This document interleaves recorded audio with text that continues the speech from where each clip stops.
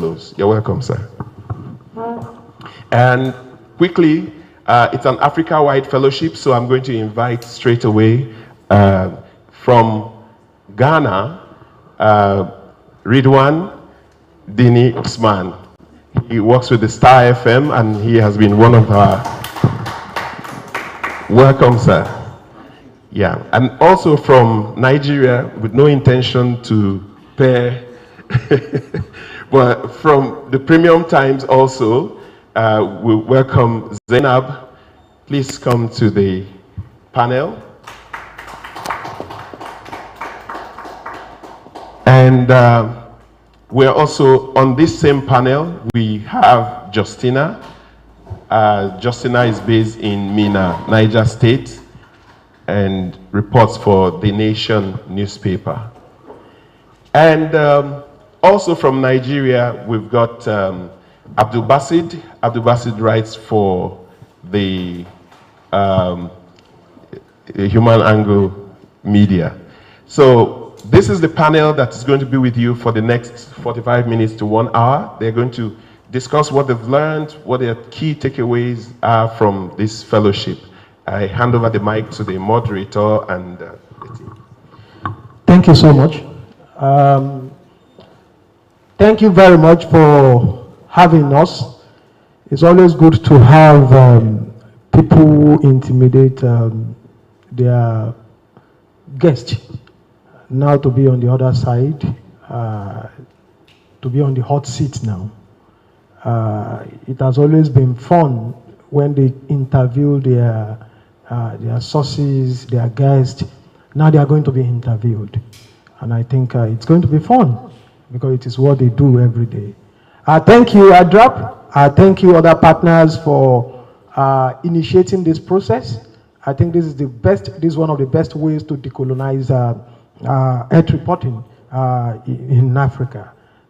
Yesterday, we had a session that actually focused on picking reports from probably scientific researches or something like that. And I know before some of you joined this fellowship, you must have had certain impressions. Now that you came in, such impressions must have changed in one way or the other. So we are going to be relating based on that, and we'll be interacting. So thank you so much, Ridwan from Ghana. We welcome you on board. Zainab from Nigeria, Justina, and Abdul Basit, thank you so much for joining me here to actually look at what we have learned, what we have relearned, and what in one way or the other we must have unlearned within the last 3 days that we have been here, or 3 or 4 days. So thank you so much. Let me start from my right hand.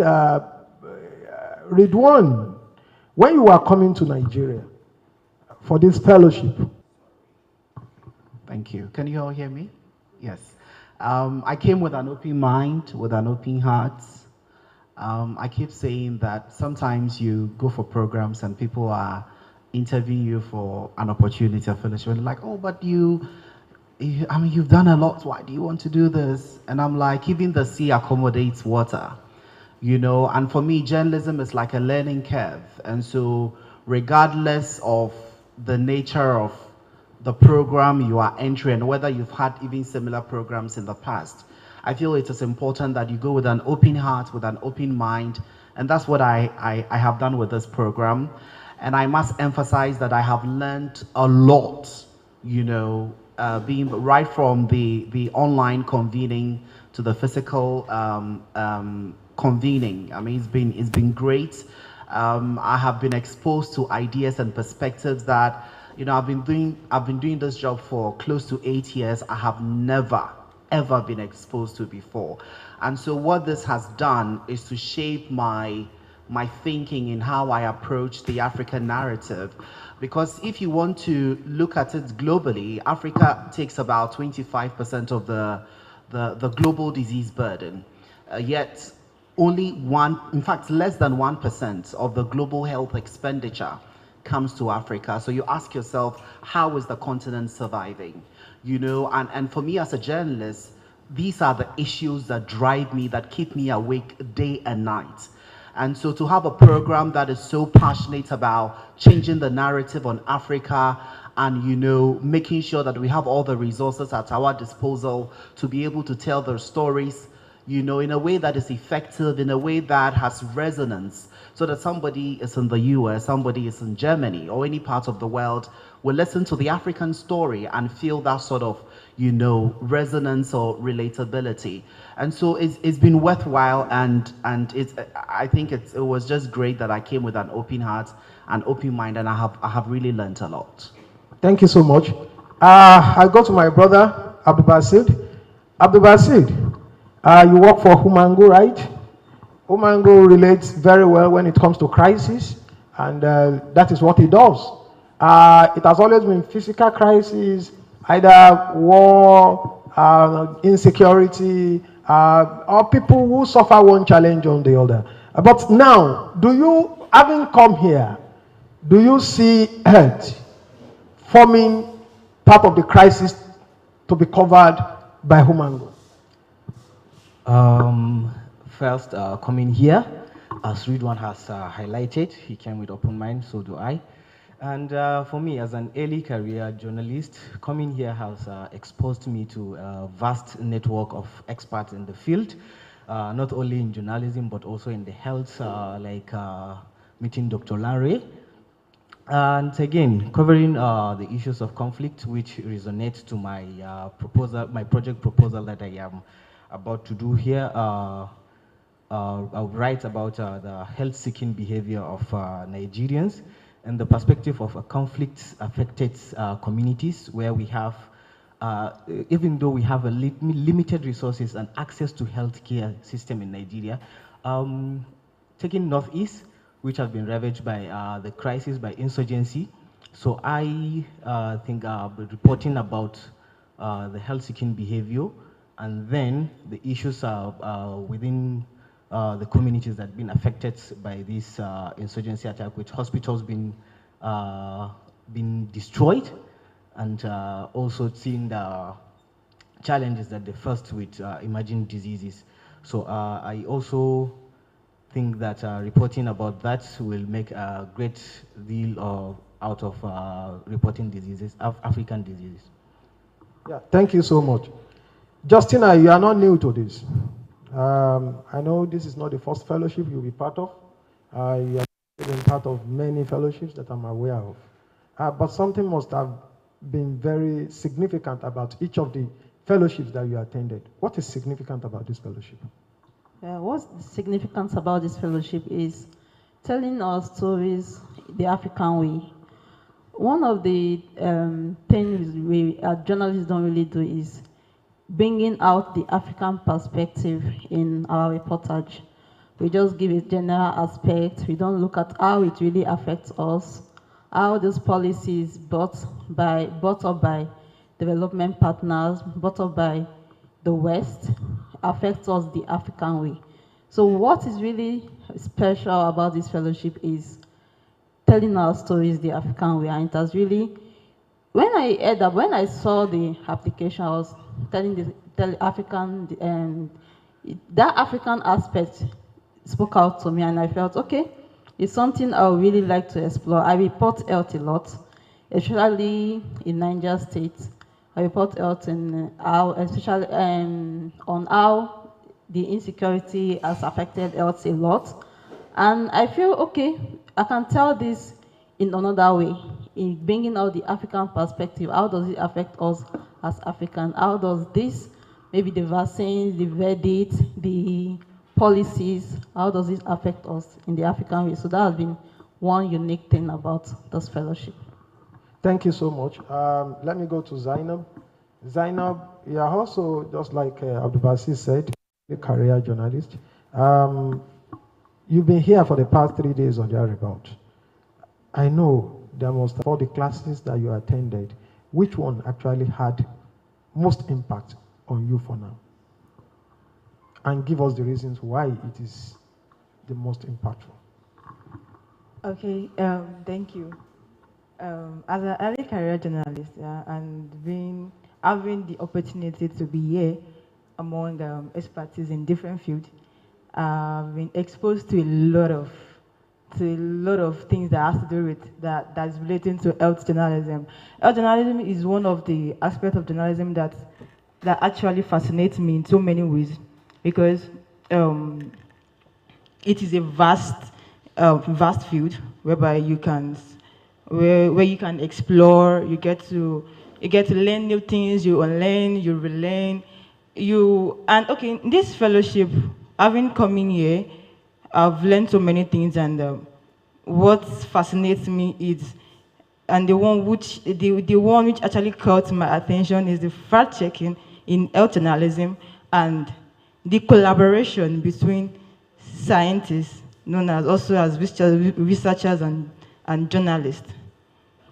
In your session yesterday, you said there has been one or two challenges of journalists having to reach out to experts, who are the scientists and the researchers, having to like get their opinion or their contribution about a particular report the journalist is working on. And due to, should I say, timely reporting, they do not get a balanced reporting. So there is need for collaboration, and there is need to build a trust between these professions for us to have a balanced reporting. And having to talk about journalism in the African way, it says a lot. It says a lot, and that is where storytelling comes in. Because there are times that I will feel like, okay, health reporting, there are some stories that do not get to the media, right? Oh, okay. Recently, I was in Enugu for a particular assignment, and while I was there, where I went to, it is a very, very remote area, whereby their stories don't even get to the media. In fact, a journalist cannot just wake up and say, let me go to this particular community, a very rural community, like a village, and say, okay, I want to go and do something, without having a particular thing he or she wants to go and do there. So I felt concerned, and these people, they are battling with a lot of issues in terms of in terms of water, health relation issues, and what's it called? At some point, these people, they had guinea worm. They were infected, like the community was infested with guinea worm, and nobody even reported, because I actually did my research. Nobody did report on this, and I felt like, okay, this is where journalists comes in. Like, they have to like bridge the gap to tell their stories in African ways. And I've learned that when it comes to like health reporting, what we actually focus on is fixing the problem by not considering the factors, the social factors, right? And then this is where telling the story in the African way comes in. And with me being here, I've been exposed to a lot of things. I've been enlightened in so many ways that I know that, okay, when I'm done with this fellowship, I have a lot to do as a journalist and as a health reporter. I have a lot to do. Thank you. Thank you so much. Thank you so much. I go back to you, Ridwan. At a stage here where we are in a situation where everybody is a journalist. Whether you have the training, this is the most porous, I don't call it profession, I call it calling. This is the most porous profession that you have in the world, where entry is free. You can be a carpenter, and tomorrow you decide to venture into journalism. You open one blog and you begin to write. But today, you have the social media that has broken that barrier. It has democratized reporting. It has democratized journalism to a large extent. You have what is now called infodemics, where so much information out there. So now, from the sessions you have had so far, how do you think you separate falsehood from the truth? Essentially, it's just about speaking to the right people, making sure that you are dealing with credible sources and going on the ground and speaking to people who are affected by the situation. It's not always about sitting in the comfort of your home and doing phone calls and speaking to people via Zoom. I'm not saying, I mean, you can't do a great story out of that, but it's always, there are things that you are exposed to on the ground that you would never be able to see them when you talk to people virtually. And so for me, being able to access the communities and also being able to communicate in a language that they understand, and as a journalist, finding a very culturally sensitive approach of engaging the community, it's so important. And that's something that I have been exposed to in this fellowship. Another thing is that the bit about misinformation and disinformation. So we live in a dispensation where there's a lot happening. I mean, we've seen the craze with TikTok. Somebody can just sit in their home, in their bedroom, even sometimes in the kitchen, and just be churning out videos. And these people have huge following. And because they have this huge following and they've been able to win some sort of trust from the following, when they put out information about, it could be vaccine, it could be anything, then people are likely to fall for what they are saying. And so that is the challenge right now with social media. We've also seen that a lot of influencers are those that are doing this. And so the credible media houses or the traditional media houses are also compelled to go the way that the influencers are doing or the bloggers are doing. Because sometimes, particularly in Ghana, you see a proper media house post something, you're asking yourself, the bloggers are or not. But if we are behaving like the bloggers, like the influencers, because they have now become our competitors, then there's a problem. How then do we even begin to deal with the West in terms of the information that, we are getting? And also you realize that a lot of the health reporters in Africa, and I may be wrong, but I'm speaking from the perspective in Ghana, you see that there are so many areas without internet, they don't have electricity, so even if the nurses are there, they can't make calls to the doctor to say that, okay, I have met the communities and these are the issues that I have identified, or these are the symptoms, so what is the way to go? So I feel that we need a more comprehensive and coordinated approach in terms of how we address issues around technology, social media, and how we can strategically position the continent to be able to deal with some of these problems. Thank you so much. Justina, I come back to you. You are from an environment where largely, there has been history of probably rejection of certain interventions. Ridwan just spoke about vaccination. We have had instances of communities rising against vaccines, telling their people that it's a way of the West to either reduce the population of the people of the country, or in one way or the other. So now, coming here, when you are confronted with such realities, do you think there are ways that you can intervene with your reporting? Yeah, there are several ways that journalists can intervene with their reporting, especially when dealing with hesitancy of different in health. First of all, you can deal with that through media literacy. And by going into media literacy, you have to do a bit of fact-checking to be able to debunk some misinformation and disinformation around this hesitancy issue. Because these people are not just hesitating to take up this intervention or these vaccines. They are working with some myths that follows this health intervention or vaccines. So to be able to do that, you have to go to them, educate them, sensitize them about it. Not going there to say you don't take their stories, but hear their views and try to educate them on issues that they've tried to speak to their mind about some issues that they've adopted over the years.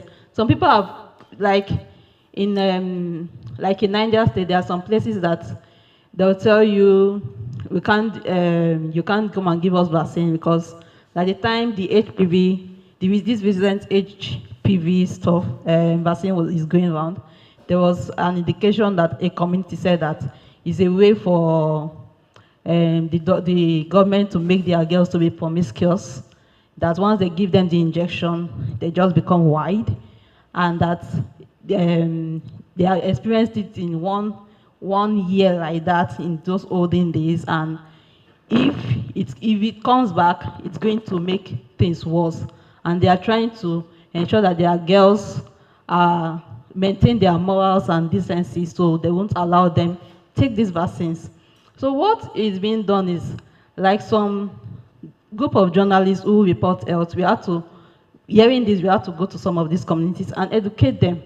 And that is where the media literacy comes up. So this is where media literacy comes up. You have to educate them, sensitize them about it. And another thing we can also do is bringing out experts, because sometimes when you as a journalist is going there, they'll say, okay, what experience do you have? Do you have experience in science? So the point on working with researchers, working with scientists also come to play. When you bring these people out, they'll be able to tell you, okay, this is the real fact. I've done research on this and this and this, and also speak to these people in their own language. You can't go and meet them and start speaking big English, big grammar. They are Hausas, they are Nupes, they are Gwaris. So get people that will speak to them in the language they understand, so that they'll be able to stop this misinformation and disinformation. It happens a lot in the rural areas. We are still talking about the urban areas, which is trying to develop, but the rural areas is something else.